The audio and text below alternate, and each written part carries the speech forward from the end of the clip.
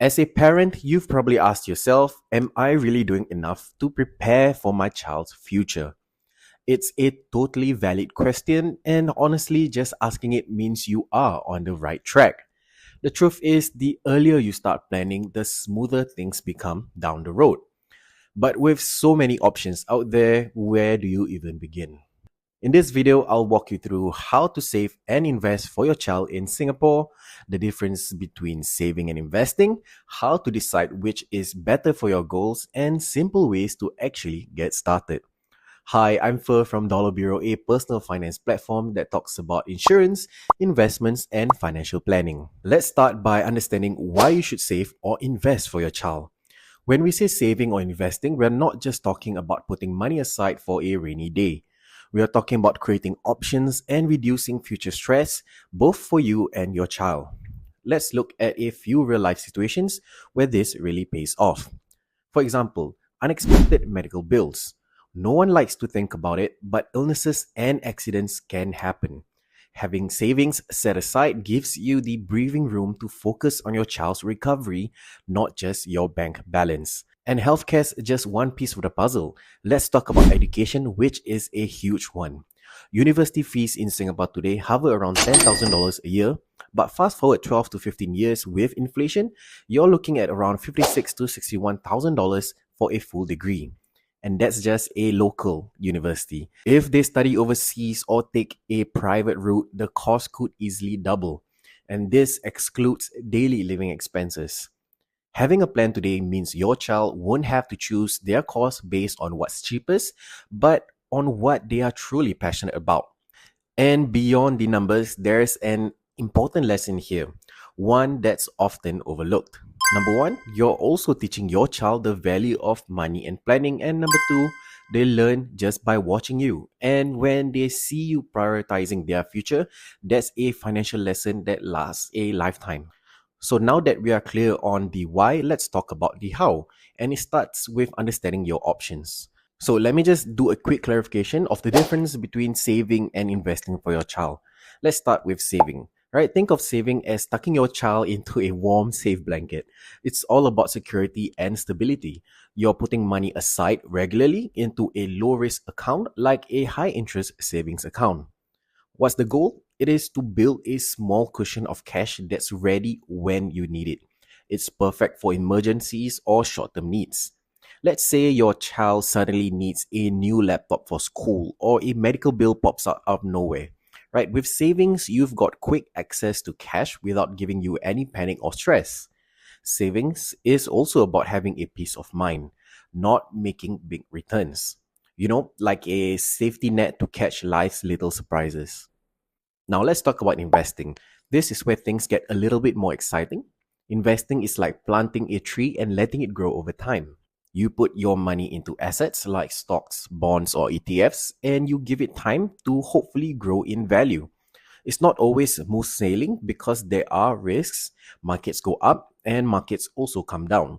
But with a long enough timeline, your money has the potential to grow a lot more than it would in a regular savings account.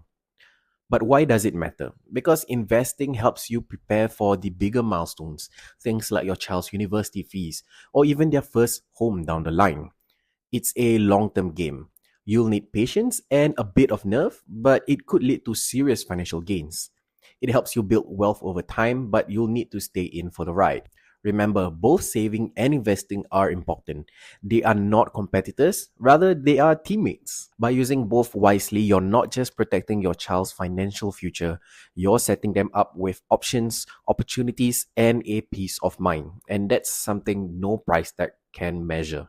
Now that we know what saving and investing are, the big question is, how do you actually choose which one to use? Well, here's the good news. It's not a one or the other situation. It's more about finding the right balance for your family based on your goals, your timeline, and your comfort level. Let's walk through how you can figure that out. So, step number one is to understand your financial goals. Start by asking yourself, what exactly am I saving or investing for?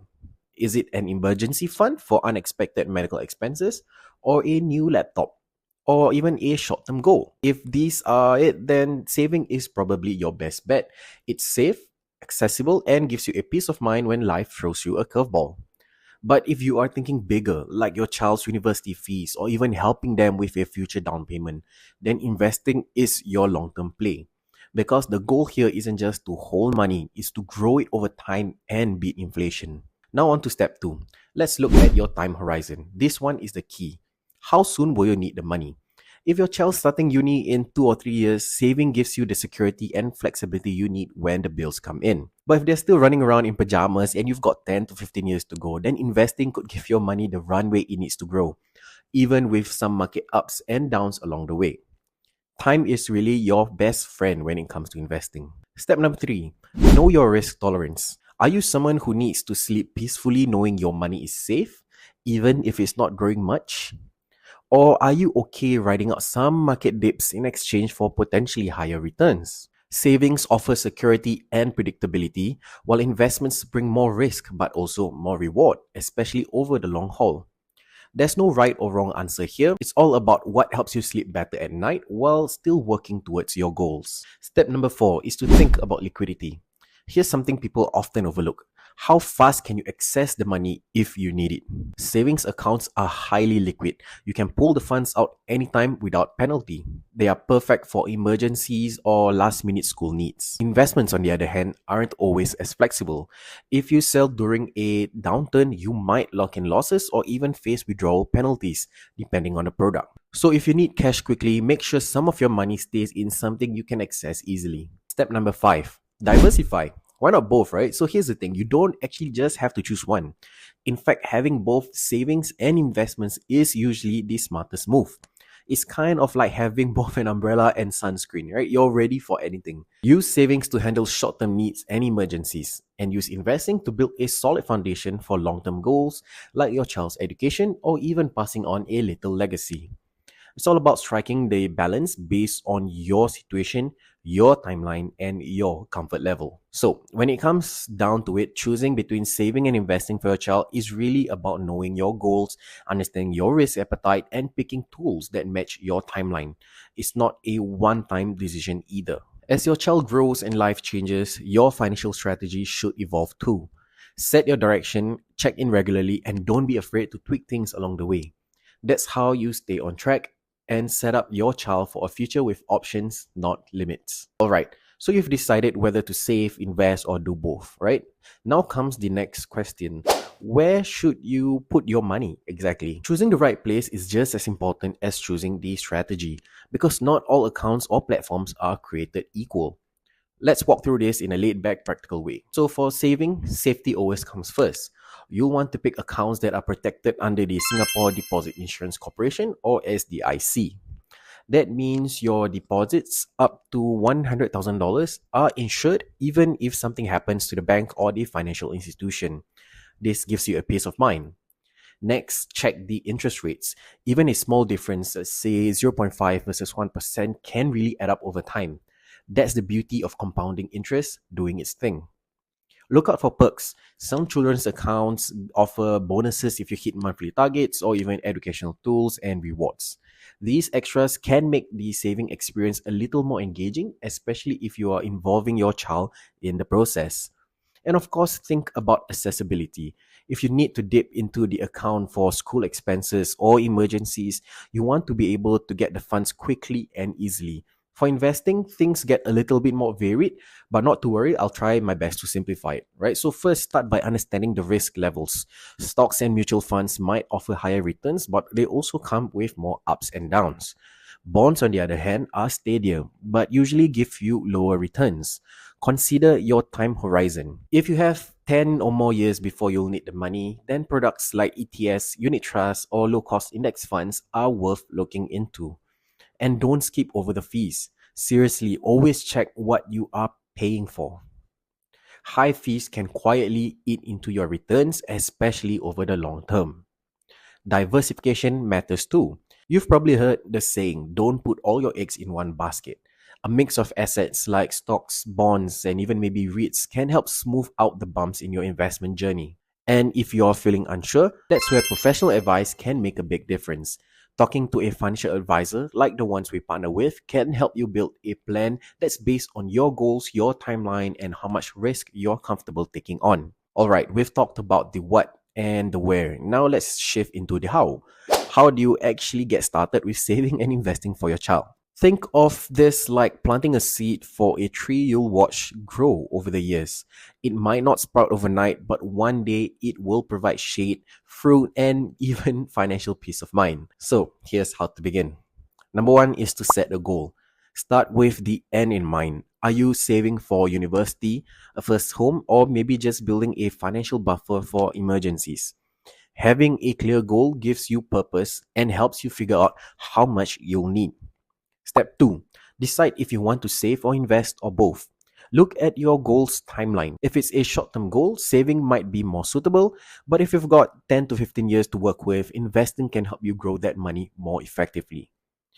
Do also make sure that you have emergency funds set aside for anything unexpected. Number 3, start early. This one is the biggest game changer, right? The earlier you start, the more time your money has to grow.